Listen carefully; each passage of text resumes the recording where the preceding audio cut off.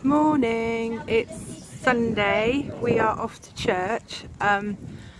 My whole body is screaming in agony and I'm going, what the hell are you doing? But I'm really trying to get out more, so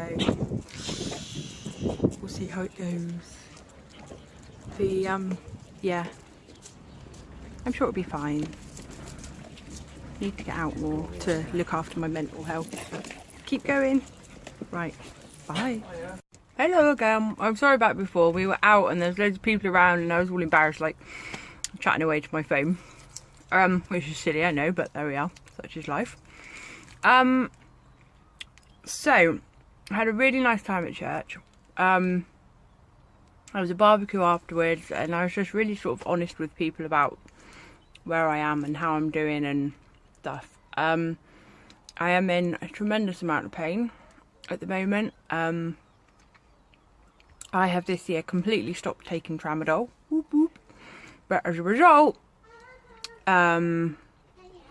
it wasn't making a big enough difference to me. I was still in so much pain and I just thought I really don't want this horrible, horrible, nasty drug in my system when it's not taking my pain away. I was living with so much pain anyway, so I stopped. My pain is out of control, as I said. But I went to church, that was brilliant. We're just off down to the beach. Again, it's one of those things, what do you sacrifice? Your physical health or your mental health? And at the moment, I'm really fighting for my own mental health. I've stayed in this year, going through lots of various different things. I'm just going to have to go because we're going now. Amelia and Tony just got in the car. But anyway, I'll see you in a bit. Bye.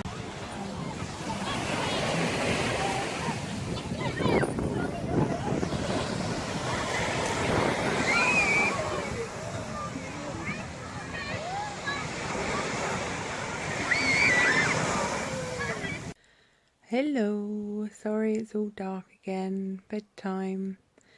I had a wonderful time at the beach, but oh gosh, I was just in so much pain. I started a poem yesterday though. I wrote, pretty much wrote it, and I guess being back on the beach and everything, I just went back to it and added some lines, and I'm really excited to share it all with you. So I'll record that tomorrow and upload it. I'm really finding my voice again through poetry and art at the moment, and it's really liberating to just be so honest in my words and to let it all out. So I really hope that sort of connects with some of you and perhaps brings you some comfort in that truth, because I think sometimes all we need to hear is other people's truths, and to know that there are people out there that we can connect with and feel the same as we do, and have that affirmation that it's okay to feel that way, it's understandable. I'm in crazy pain. My hand, especially my thumb, is really swollen. I don't know if you can see that, but not really because of the light, but my thumb is really swollen at the moment. My knuckles, my little fingers sort of beginning to turn in on itself again.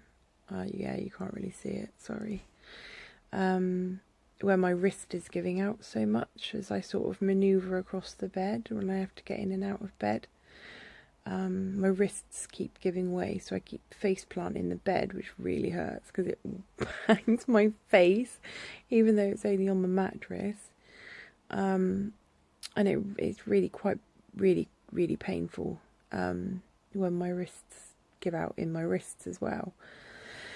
So I've got splints at the moment I'm wearing to sort of try and stop that from happening, just trying to support my joints a little bit.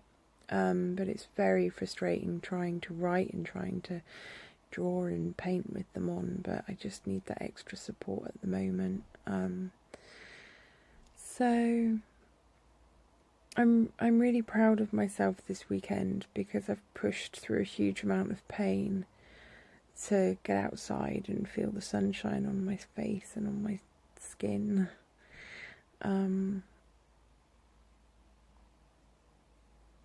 But then you come back home again and it's pain and trying to breathe through that and meditate and everything. But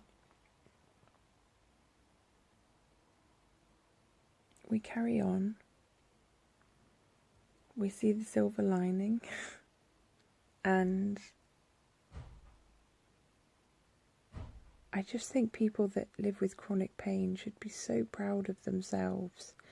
It's a huge achievement to wake up every morning in agony and face the day and try to sleep and get up the next day and face it again. It takes so much courage, and I'm just so proud of everyone who listens to these or watches these videos who lives with chronic pain. I'm so amazed by you and your courage and your bravery, and I really hope that this channel can affirm that in you so that you can sort of see the light in your life and you can see the light in yourself through your pain. Sorry, I'm just having to move because it's really painful. Tomorrow, obviously, Amelia Rose has got school. I'm going to rewrite some children's books that I wrote as a teenager, because I go to a support women's sort of book club / support group on a Monday night, and it's all with the sort of we're exploring where we would like our lives to be creatively, personally, professionally, and how you get there and how you can be led by your feelings to sort of achieve the best version of yourself. And it's such a wonderful group of women. They just inspire me so much.